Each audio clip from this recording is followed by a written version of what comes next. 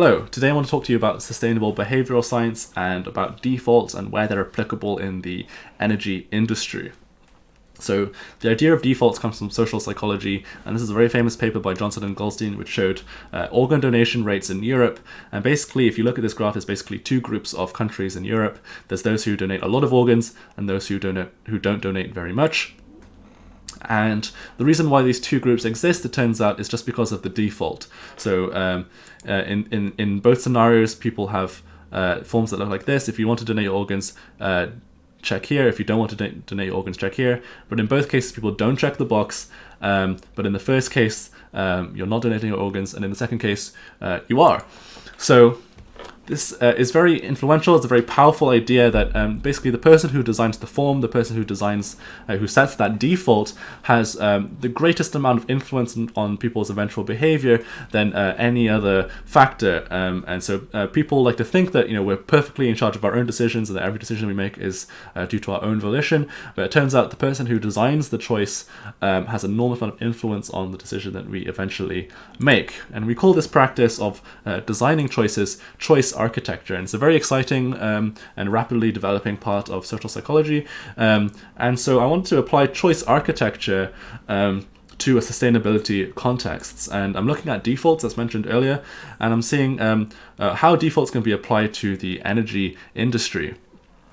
So there's a few studies which exist at the moment, but they're all kind of conducted independently, and they don't really compare with each other. And so I wanted to compare and contrast these few existing case studies with each other and analyze them with the most up-to-date frameworks so that I can create more conclusions and better conclusions about how defaults can be applied in the energy industry to get people to save more energy.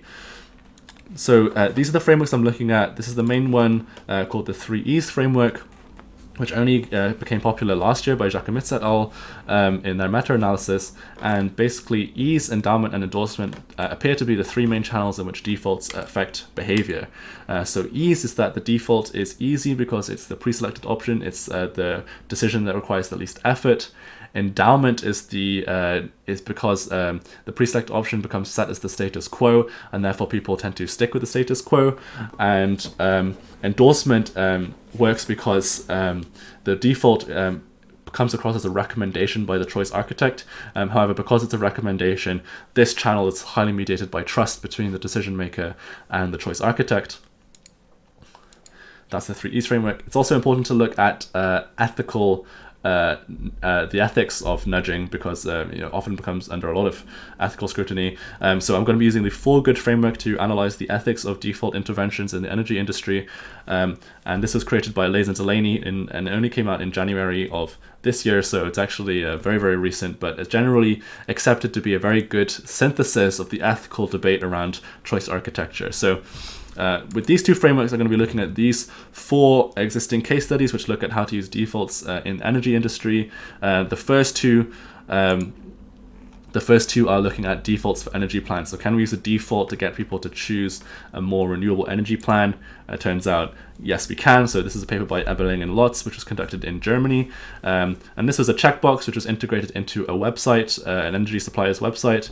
And it turns out when you set the green renewable energy plan as the default, then 70% of people stick with the renewable energy plan versus less than 10% when the gray energy plan was the default. So and what's interesting was that this result basically overrode people's political leanings. So when we look at people's support for the Green Party, that was a good predictive factor in the opt-in condition. But when the green energy becomes the default, then suddenly people's political leanings becomes a non-predictive factor, and just seems that the majority of people choose the green energy plan.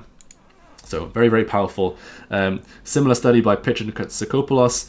This was a real-life study, but this time 94% of customers remained with the default option, so it had an even greater effect size. So I wanted to figure out, using my 3E's analysis, how come the Pitchett and Kotsakopoulos study had much higher compliance, 24% more compliance than the Eberling and Lott study. And by using the 3E's analysis, I'm able to identify that it's probably because it had a higher friction cost of opting out. So it was basically less easy to opt out, which conversely means it's more easy to stick with the default option, because in the Pitchett study, you had to actually fill out a letter if you wanted to opt out, fill out a letter, and mail it back to the appropriate person. And that obviously has more steps. It's a more complex behavior than just checking or unchecking a box. And this is probably likely to, a reason for why you had greater behavioral compliance. And I do a similar analysis for endowment and endorsement also, for understanding why the Pitchett study was more powerful. And that's a conclusion which you couldn't have come to, and that the original authors didn't come to when they analyzed their study in isolation. And only through my methodology of using the 3E's analysis was I able to draw this new conclusion.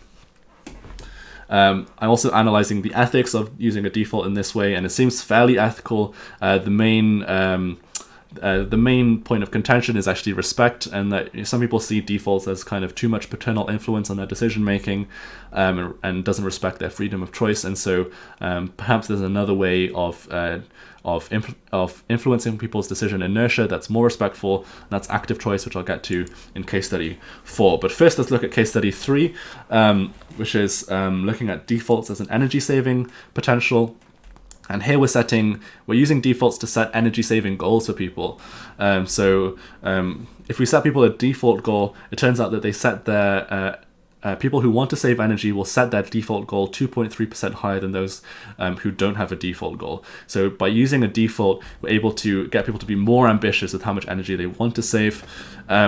And according to Locke's study, it turns out a medium goal turns out to be the most effective goal, rather than a very high energy saving goal. And that's because an energy saving goal that's defaulted to be too high is actually demotivating for people. They don't feel like they can. Achieve that goal, and so they don't engage in the appropriate behavior to meet it.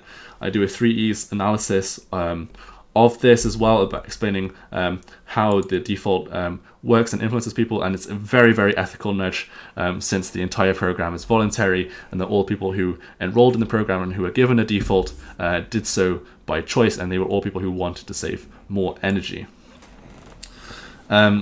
But here we come to case study 4, which is very interesting, which is looking at active choice versus default. So active choice isn't a default. What it does is it tackles decision inertia as well. But what it's doing is it's doing it by basically saying, well, you're not allowed to not make a choice. You have to make a choice.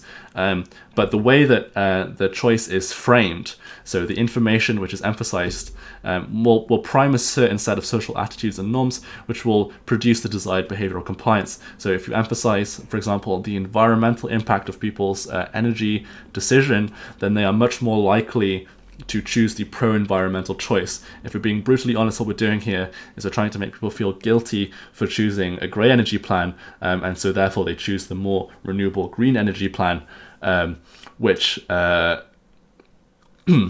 less environmentally damaging. And they do so by their own volition, even if the green energy plan is more expensive. So in this study by Hedlin and Cass Sunstein himself, we're looking at active choice, and they found that active choice produced not only the same level of compliance as a green energy default, but actually produced greater compliance than the green energy default. And so this is utilizing guilt to produce the same behavioral outcome, and perhaps is more ethical than defaults, since it seems to be more respectful for people's autonomy. We can't do a 3E's analysis of active choice since it's not a default, but we can use a for good analysis to analyze the ethics. It could be seen as somewhat manipulative, since the framing of which information you emphasize is somewhat hidden. However, it's extremely more respectful than defaults of people's autonomy, since you're basically asking them to make the decision for themselves and not kind of suggesting to them any kind of decision beforehand. So generally it's more respectful, and generally people have the opinion that this is more less patriarchal and more respectful.